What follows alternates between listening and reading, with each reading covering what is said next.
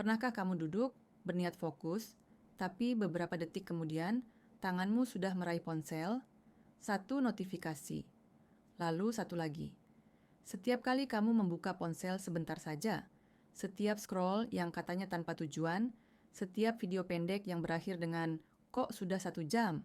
Bukan karena kamu penasaran, tapi karena otakmu dilatih untuk tidak pernah berhenti. Kita menyebutnya hiburan. Padahal, seringkali itu pelarian. Dari sunyi, dari bosan, dari pikiran yang terlalu berat untuk dihadapi. Buku Stolen Focus mengulas krisis perhatian di era modern dan bagaimana kemampuan kita untuk fokus pada satu tugas terus menyusut, bukan karena kegagalan pribadi, tetapi karena kekuatan eksternal yang secara sistematis mencuri fokus kita. Disclaimer terlebih dahulu, untuk mendapat insight lebih lengkap dari buku ini, bisa membaca bukunya secara fisik ataupun digital. Mari kita mulai ringkasannya.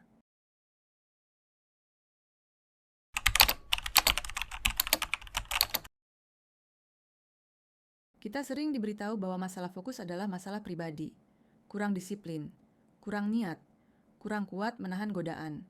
Jika sulit berkonsentrasi, solusinya katanya sederhana. Atur diri, matikan notifikasi, lakukan digital detox.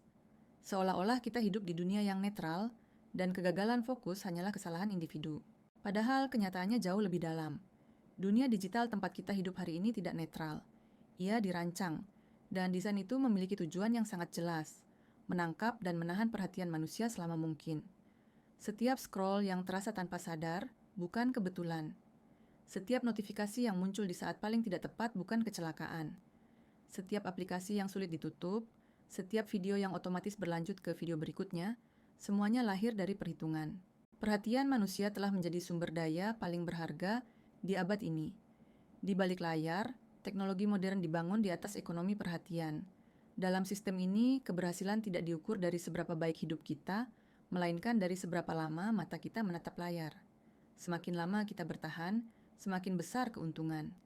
Gangguan bukan efek samping, ia adalah bahan bakar utama. Untuk mencapai tujuan itu, teknologi memanfaatkan kelemahan paling dasar dalam otak manusia. Kita memiliki bias terhadap hal-hal yang mengejutkan, memicu emosi, dan terutama yang negatif. Otak kita bereaksi lebih kuat terhadap kemarahan dan ketakutan dibandingkan ketenangan. Algoritma belajar dari ini. Konten yang membuat kita marah, cemas, atau terkejut akan selalu diprioritaskan, karena itulah yang membuat kita berhenti menggulir. Lama-kelamaan, pikiran kita berubah. Kita menjadi reaktif, dangkal, dan mudah terpecah. Duduk diam dengan satu pikiran terasa berat. Membaca panjang terasa melelahkan. Kesunyian menjadi sesuatu yang harus dihindari. Yang lebih mengganggu, sistem ini tidak hanya mengganggu individu, tetapi membentuk ulang masyarakat. Ketika perhatian kolektif kita terfragmentasi, kemampuan untuk memahami kebenaran bersama ikut runtuh. Berita palsu menyebar lebih cepat daripada fakta. Kemarahan mengalahkan penalaran. Dunia terasa lebih berbahaya dari yang sebenarnya, dan otak kita terus berada dalam mode siaga. Gangguan yang kita alami hari ini bukan kelemahan pribadi. Ia adalah hasil desain, dan selama desain itu tidak berubah, perhatian kita akan terus terpecah, sedikit demi sedikit, tanpa kita sadari.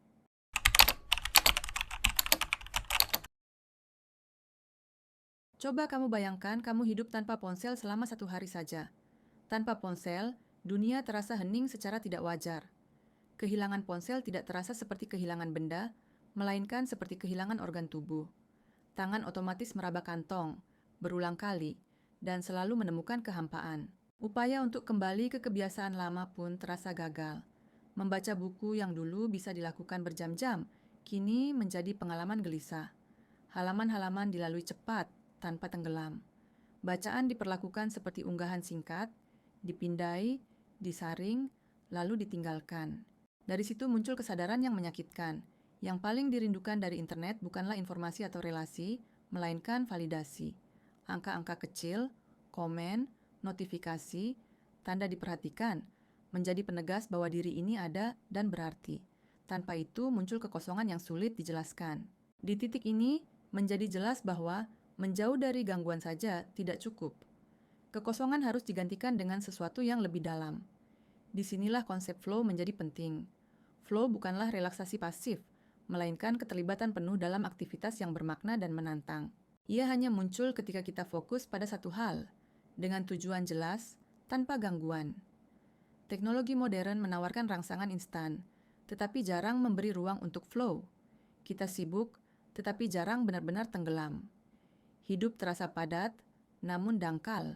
Ketika akhirnya kembali menekuni aktivitas yang benar-benar bermakna, menulis, berpikir, membaca mendalam, perlahan fokus kembali. Waktu terasa menghilang, pikiran mengalir. Dan di sanalah muncul kesadaran penting. Otak ini tidak rusak, ia hanya kelaparan akan kedalaman.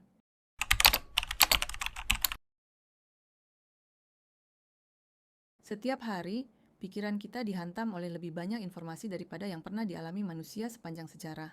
Pesan masuk, notifikasi, berita, video pendek, email, iklan, opini, semuanya datang bersamaan, tanpa jeda. Kita seperti mencoba minum dari selang pemadam kebakaran. Bukan karena kita lemah, tapi karena derasnya memang tidak manusiawi. Otak manusia tidak pernah berevolusi untuk kondisi ini. Selama ribuan tahun, perhatian kita dirancang untuk menghadapi dunia yang relatif lambat. Satu percakapan, satu tugas, satu ancaman pada satu waktu. Kini, dalam hitungan menit, kita bisa berpindah dari pekerjaan ke gosip, ke tragedi dunia, lalu kembali ke pekerjaan, semuanya lewat satu layar kecil di tangan kita. Salah satu ilusi terbesar di era modern adalah keyakinan bahwa kita bisa multitasking. Kita bangga mengatakan bisa bekerja sambil membalas chat, mendengarkan podcast sambil scrolling, atau rapat sambil membuka email. Padahal, yang sebenarnya terjadi bukan multitasking, melainkan beralih. Kita tidak melakukan banyak hal sekaligus. Kita hanya berpindah dengan sangat cepat dari satu hal ke hal lain. Penelitian menunjukkan bahwa gangguan digital, sekadar menerima pesan, bisa menurunkan kemampuan kognitif hingga setara dengan kehilangan 10 poin IQ.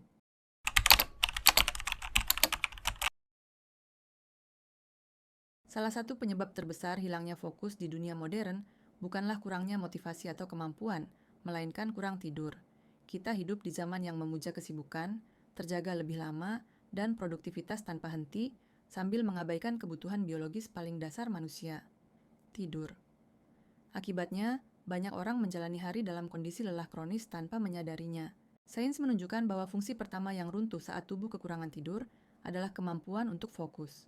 Ketika seseorang terjaga terlalu lama, otak mulai kehilangan ketajamannya. Reaksi menjadi lebih lambat, ingatan melemah, dan kemampuan memahami informasi sederhana menurun.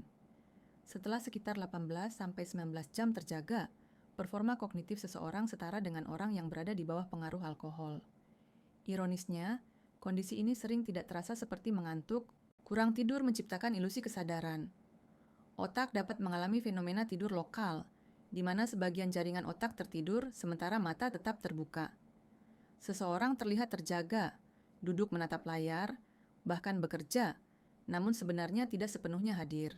Inilah mengapa kita bisa membaca satu paragraf berulang kali tanpa benar-benar memahami isinya, atau menonton sesuatu tanpa mampu mengingat apapun setelahnya. Masalah ini bersifat luas dan sistemik. Hampir setengah populasi modern hidup dengan defisit tidur kronis. Waktu tidur manusia terus menyusut dari generasi ke generasi, termasuk pada anak-anak dan remaja. Kelelahan pun menjadi keadaan normal, bukan kondisi darurat. Banyak orang tumbuh melihat kelelahan sebagai bagian wajar dari hidup dewasa, lalu mencoba mengatasinya dengan kafein, gula, dan stimulasi tanpa henti. Padahal, kurang tidur sedikit saja sudah berdampak besar. Tidur tengah malam dan bangun pagi secara konsisten membuat otak bekerja dalam kondisi terganggu, seolah berada di bawah tekanan zat adiktif ringan. Dalam jangka panjang, tubuh menganggap kurang tidur sebagai sinyal bahaya. Sistem saraf masuk mode siaga, detak jantung meningkat, tekanan darah naik, dan keinginan terhadap makanan instan bertambah. Energi yang seharusnya digunakan untuk berpikir mendalam, kreativitas, dan refleksi dipangkas demi bertahan hidup. Masalah tidur tidak berdiri sendiri. Cahaya buatan, layar, dan ritme kerja modern membuat tubuh kehilangan petunjuk alami tentang kapan harus beristirahat. Lebih dalam lagi, budaya dan sistem ekonomi mendorong manusia untuk terjaga lebih lama. Tidur dianggap tidak produktif, padahal tanpa tidur yang cukup, fokus, kejernihan berpikir, dan kualitas hidup perlahan runtuh.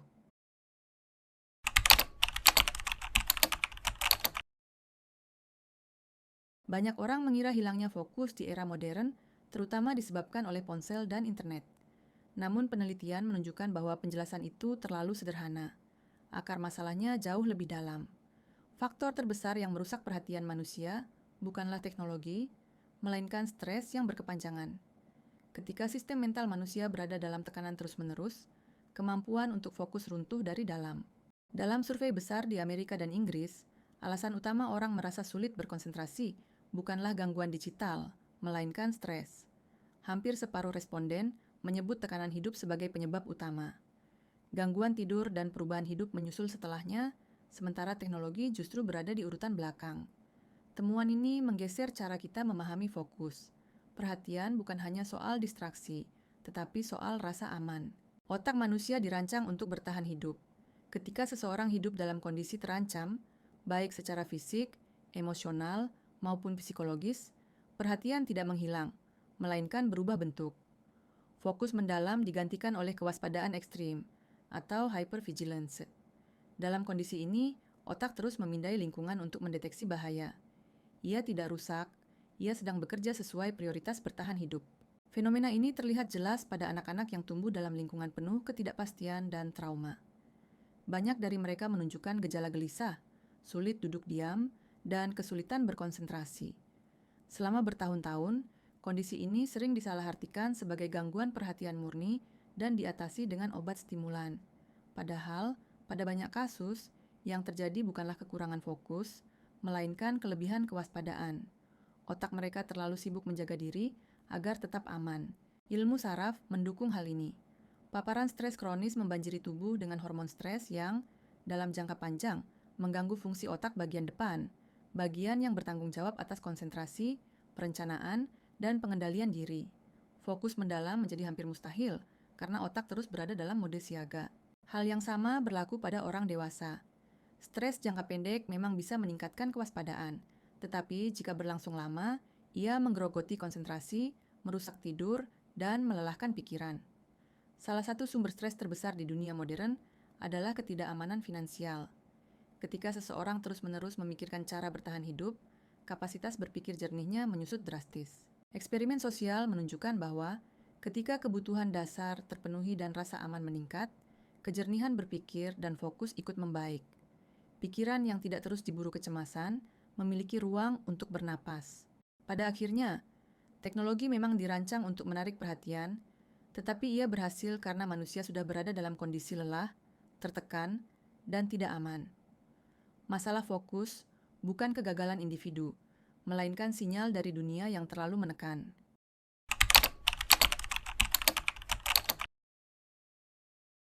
Di sebuah desa kecil yang tenang, anak-anak terlihat bermain bebas dari pagi hingga senja. Mereka berlarian, menjelajah, berdebat, tertawa, jatuh, lalu bangkit lagi, tanpa diawasi terus-menerus oleh orang dewasa. Pemandangan ini bukan sesuatu yang luar biasa dalam sejarah manusia. Justru sebaliknya, inilah bentuk masa kecil yang selama ribuan tahun menjadi norma. Anak-anak tumbuh dengan kebebasan untuk bergerak, bereksperimen, dan mengatur perhatian mereka sendiri. Namun di dunia modern, terutama di masyarakat barat, bentuk masa kecil seperti ini hampir punah. Dalam beberapa dekade terakhir, kehidupan anak-anak berubah drastis. Bermain bebas di luar rumah menghilang, digantikan oleh pengawasan ketat, jadwal padat, dan layar. Waktu istirahat di sekolah dipangkas demi latihan soal dan ujian. Masa kecil berpindah ke ruang tertutup, sementara rasa ingin tahu dan perhatian anak-anak ikut menyusut. Perubahan ini bukan sekadar soal nostalgia. Ilmu pengetahuan menunjukkan bahwa hilangnya kebebasan bermain memiliki dampak serius terhadap kemampuan fokus anak. Ada beberapa mekanisme utama di baliknya. Pertama, kurangnya gerak fisik.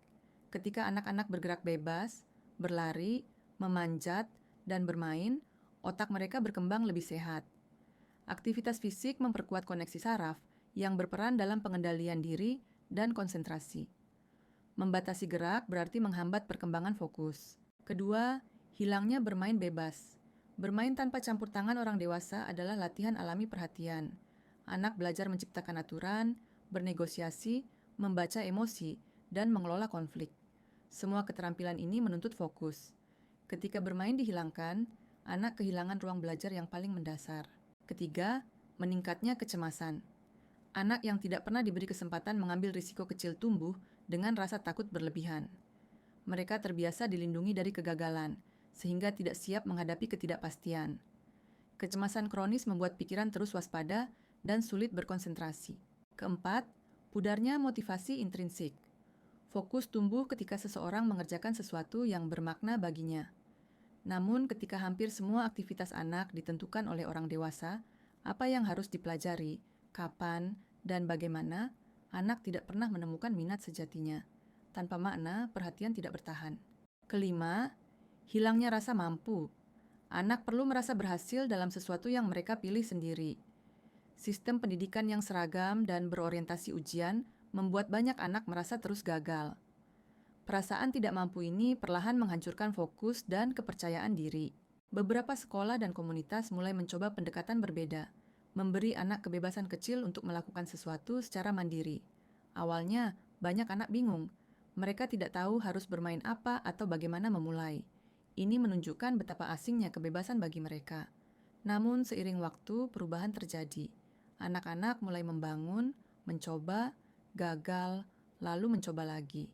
Fokus muncul secara alami tanpa paksaan. Sekolah alternatif dan negara-negara dengan sistem pendidikan yang lebih longgar menunjukkan hasil serupa.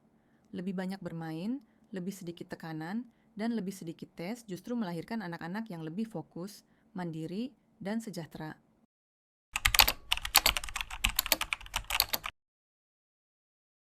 Setelah memahami betapa seriusnya dampak teknologi modern terhadap perhatian manusia, muncul dua pertanyaan mendasar. Pertama, perubahan nyata apa yang benar-benar bisa dilakukan agar teknologi tidak terus merusak fokus? Kedua, bagaimana cara memastikan perusahaan teknologi raksasa mau melakukan perubahan tersebut, bukan sekadar janji kosong? Jawaban yang muncul dari para pengkritik industri teknologi tidak berhenti pada tips individu seperti mematikan notifikasi atau membatasi waktu layar. Masalahnya jauh lebih dalam dan bersifat struktural. Akar persoalannya terletak pada sebuah sistem ekonomi yang menjadikan perhatian manusia sebagai komoditas. Dalam sistem ini, perilaku kita dilacak, dianalisis, dan dimanipulasi demi keuntungan. Semakin lama kita terpaku pada layar, semakin besar keuntungan perusahaan. Selama model bisnis ini tetap ada, teknologi akan terus dirancang untuk membuat kita kecanduan, terpolarisasi, dan sulit melepaskan diri. Karena itu, solusi yang jujur bukanlah memperbaiki permukaannya, melainkan menghapus unsur beracunnya. Sejarah memberi banyak preseden. Manusia pernah menggunakan bahan berbahaya yang dianggap wajar, hingga akhirnya dilarang ketika terbukti merusak. Dunia tidak runtuh setelah larangan itu diterapkan. Justru kesehatan dan keselamatan meningkat. Prinsip yang sama dapat diterapkan pada teknologi digital. Salah satu alternatif yang realistis adalah mengubah insentif ekonomi. Jika media sosial menggunakan model berlangganan, pengguna tidak lagi menjadi produk. Platform akan bekerja untuk kepentingan pengguna, bukan pengiklan. Dalam kondisi ini, desain teknologi bisa diarahkan untuk mendukung fokus, hubungan sosial yang sehat, dan kesejahteraan jangka panjang. Secara teknis, perubahan ini sebenarnya sederhana. Notifikasi dapat dibatasi, gulir tanpa akhir bisa dihapus. Algoritma yang memicu kemarahan dan polarisasi dapat dihentikan. Media sosial bahkan bisa dirancang untuk mendorong interaksi nyata, membantu orang bertemu, bergerak, dan hidup di dunia fisik, bukan terus terjebak di layar. Hambatan utamanya bukan kemampuan teknologi, melainkan kepentingan bisnis. Selama keuntungan bergantung pada lamanya waktu kita online, perubahan berarti kehilangan uang. Karena itu, regulasi menjadi kunci. Tanpa tekanan hukum dan sosial, perusahaan tidak akan secara sukarela mengorbankan profit demi kebaikan bersama. Memang ada perdebatan.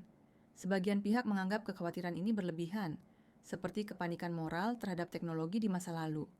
Namun, risiko terbesar justru ada pada sikap pasif. Jika pengaturan berlebihan, konsekuensinya mungkin hanya iklan yang lebih sedikit dan privasi yang lebih baik. Tetapi jika kita membiarkan sistem ini berjalan tanpa batas, perhatian manusia, kohesi sosial, dan kebebasan batin bisa rusak secara permanen. Bukti internal dari perusahaan teknologi sendiri menunjukkan bahwa mereka menyadari dampak buruk algoritma yang digunakan, termasuk meningkatnya konflik dan ekstremisme.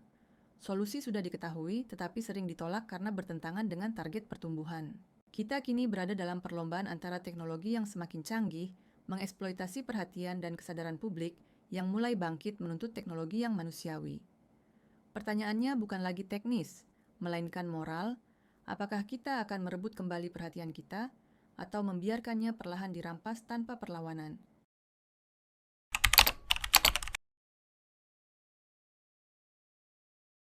Buku ini menunjukkan bahwa krisis fokus tidak bisa dijelaskan oleh satu penyebab tunggal seperti ponsel atau media sosial. Hilangnya perhatian adalah hasil dari banyak faktor yang saling menguatkan. Kurang tidur, stres kronis, tekanan ekonomi, hilangnya bermain dan kebebasan, terutama pada anak, sistem pendidikan yang sempit, serta teknologi yang dirancang untuk mengeksploitasi psikologi manusia. Ketika faktor-faktor ini digabung, otak manusia dipaksa hidup dalam kondisi lelah dan siaga terus-menerus. Keadaan yang membuat fokus mendalam hampir mustahil. Sekian untuk ringkasan buku kali ini. Semoga kamu yang menonton bisa mendapat insight baru yang dapat dipraktekkan pada hidupmu. Bagi Anda yang ingin mentraktir bincang pustaka bisa melalui link yang sudah tertera pada deskripsi. Jangan lupa subscribe, like, dan share video ini ke teman kamu yang membutuhkan insight dari buku ini. Bagi kamu yang ingin diskusi atau memberi saran buku untuk dibahas pada konten selanjutnya, bisa drop pada kolom komen. Sekian terima kasih, sampai jumpa di pembahasan buku selanjutnya.